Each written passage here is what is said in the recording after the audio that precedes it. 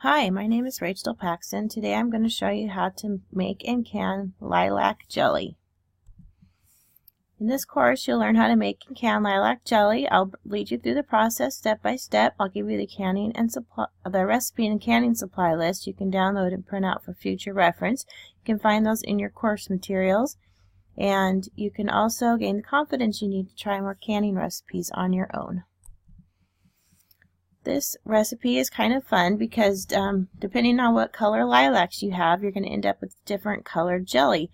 I'd seen some pictures of some really pretty purple jelly, which is what I was hoping for, but the lilacs I used turned my jelly to more of a rose colored jelly, which was also pretty. But you'll find if you experiment with different colors of lilacs, the different color jelly that you'll have. So the darker color of lilacs that you have, the darker your jelly will be. So for this recipe you need 4 cups of fresh lilac flowers. Make sure that your flowers have not been treated with any pesticides or any other sprays. You don't want to eat that, so make sure that your flowers are all natural and don't have anything poisonous on them. You also need 4 cups of sugar, a box of powdered pectin, which is also 6 tablespoons, 3 tablespoons of bottled lemon juice, and a 1/4 teaspoon of butter, which is optional. That helps reduces foaming in your jelly. You'll need a boiling water canner, a canning rack if you're using your own stock pot, a jar lifter, a wide mouth funnel, and 3 pint or 6 half-pint canning jars. This is what a boiling canner looks like. You can get these at on Amazon or at Walmart. They're about $30. You don't have to have a boiling water canner. You can use a big pot to boil your jars in. Just make sure that there's room in the pot for 1 inch of water above your jars when your jars are in the water. If you'd like to order one of these, there's a link in your supply list in your course materials. This is the canning rack that goes in the bottom of the boiling water canner. It comes with your boiling water canner, but if you want to use a stock pot instead of a boiling water canner, you need something like this in the bottom of your pot so that your jars don't sit on the bottom of the pot, and you can buy these separately. You need a jar lifter to take your jars in and out of your pot, a wide mouth funnel that sits in your jar so you can pour your jelly or whatever you're canning in your jar. The first thing you're going to want to do is rinse your lilac flowers.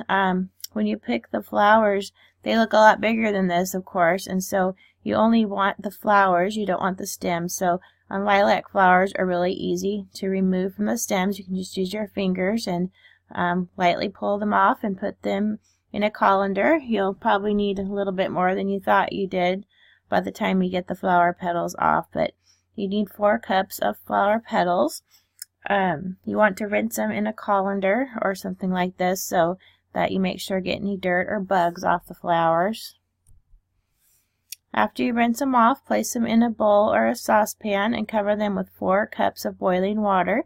You want it to sit for at least an hour. You're making a tea basically, and you're going to be making the jelly out of the tea. You'll be removing the flowers at a later point, but just let the flowers sit in the water for a while. You'll notice that the liquid turns kind of a brownish color, and it's not the color of the lilacs at all, but that is going to change when you put the lemon juice in it. So right now, don't worry if it's kind of a yucky color, because that's what it would look like if you were making tea. I tried tasting it without the sugar in it, and it tastes pretty awful, but you'll be pleasantly surprised what it tastes like after you get the sweetener added to it. While your flowers are sitting in the boiling water, now's a good time to put the water in your boiling water canner. You want to fill it about 3/4 of the way full with water and start heating it to boiling. You also want to sterilize your jars, rings, and lids in the dishwasher. You can reuse your rings and your jars, but you cannot reuse lids. You need to buy new lids every time. After an hour or so, you can strain your flowers. I have this fine mesh strainer that's really nice that none of the little bits and pieces of anything will fall through this. It has a very fine mesh. So you can get these at Walmart, or there should be a link to this in your supply list in your course materials also. And if you don't quite get everything the first time, then just run it through this after you run it through the first time, throw your flowers out and then run your liquid through the strainer again to make sure that you have a totally clear liquid. There's a couple different ways you can strain your liquid for jelly. This is a jelly bag. If you already have one of these, you can go ahead and use it for this. You put the flowers, you would pour the liquid in the flowers in the bag, and the flowers would stay in the bag. You can get these really inexpensively on Amazon for about $8 and use them to make lots of kinds of jelly. And if you don't have either one of those things, you can also use cheesecloth. You would put cheesecloth over the top of your bowl, and then probably at least 2 layers of cheesecloth, and then pour your flowers on top of the cheesecloth, and the flowers would stay on top and the liquid would go through. So that's also an inexpensive option for making jelly. So as you can see, the liquid is kind of a brownish greenish color, and you want to stir in the lemon juice next. You do want to use bottled lemon juice because it has a known acidity level. The fresh lemons can have varying acid levels, and you want a certain acid level when you're canning, so it's good to use bottled lemon juice. So add your lemon juice. You also need 4 cups of liquid. You had 4 cups of boiling water to start with, so you should hopefully still have 4 cups of liquid. But if you have a little bit too much or not quite enough, you can pour a little out or add a little water to it. You do need to have the exact right amount of liquid or your jelly might not set correctly. So make sure you have exactly 4 cups of liquid. And when you put the lemon juice in, you should see the liquid change color, and it should be similar to the original color of your flowers. There in the courses, I also have a course for making rose petal jelly, and you'll find the same with rose jelly. Whatever color your roses are, that is what color your jelly will be. So that's kind of fun. Next, you are going to be adding your pectin. I like to use bulk pectin because it's cheaper than the boxes of pectin. This jar of pectin makes quite a bit of jam, and it's a little bit cheaper. So if you're using the bigger container, you want to use 6 tablespoons of this, or if you're using the smaller boxes, you just put 1 box in. This is just the classic pectin we're using for this recipe. There's different kinds of pectin, so make sure you get the classic kind. It doesn't have to be this brand, but just make sure that it's just regular pectin. So you want to stir the pectin into your liquid in the pan. As you can see, the liquid is more of a rose color now that I put the lemon juice in it. You could add a pinch of butter if desired to reduce foaming. You're always going to have a little bit of foaming when you cook your jelly that you'll have to remove, but if you put just a little pinch of butter in it, it will help reduce that.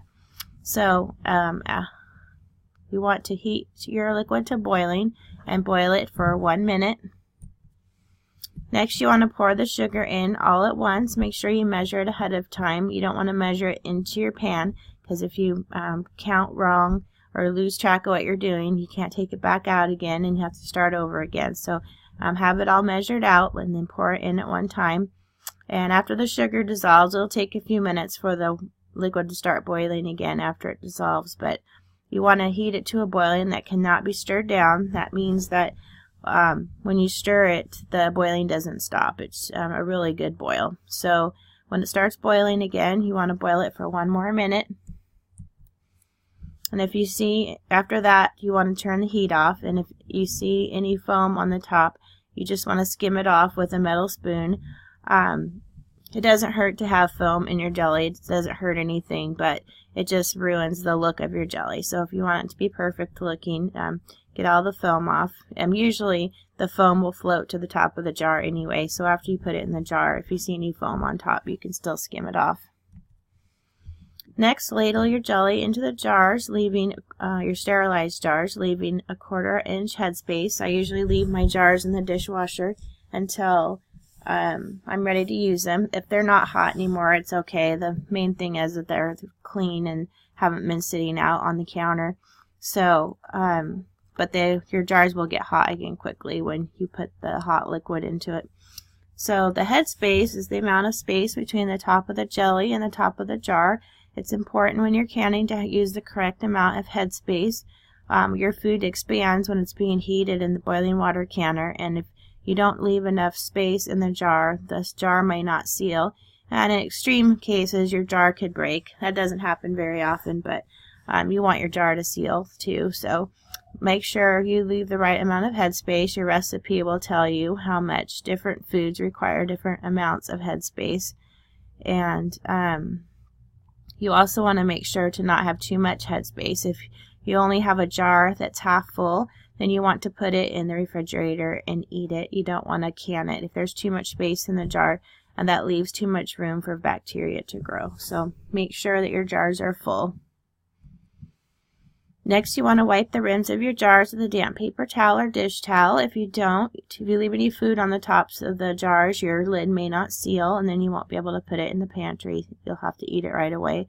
And if you do have jars that don't seal, it's okay to eat them. You just can't store them. You just want to put them in the refrigerator. So if you wipe them off, they'll have a better chance of sealing. And then place your rings and lids on the jar, just finger tight. Then you want to put your jars in the boiling water canner. If you want to make sure that you have 1 inch of water above your jars.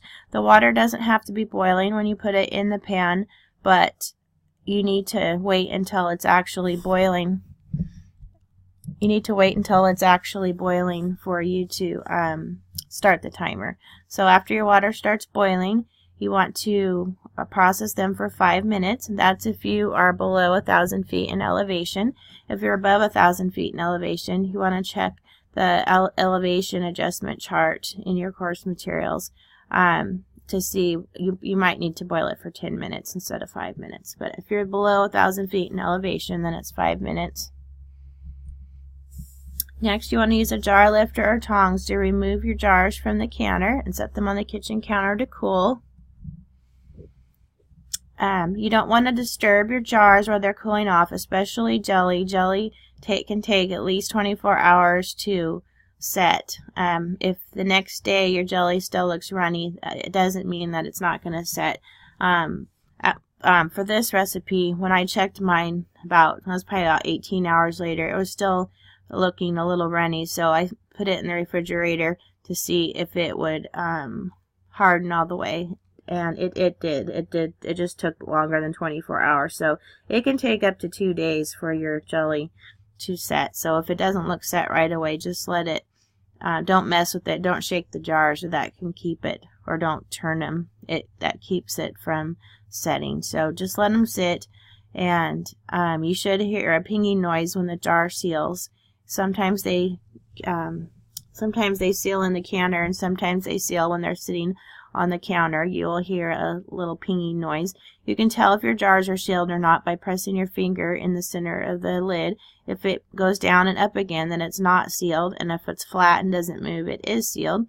If it is sealed, you can store it in your pantry for at least 1 to 2 years. Jams and jellies last a long time. They'll last even more than 2 years if you haven't eaten it by then.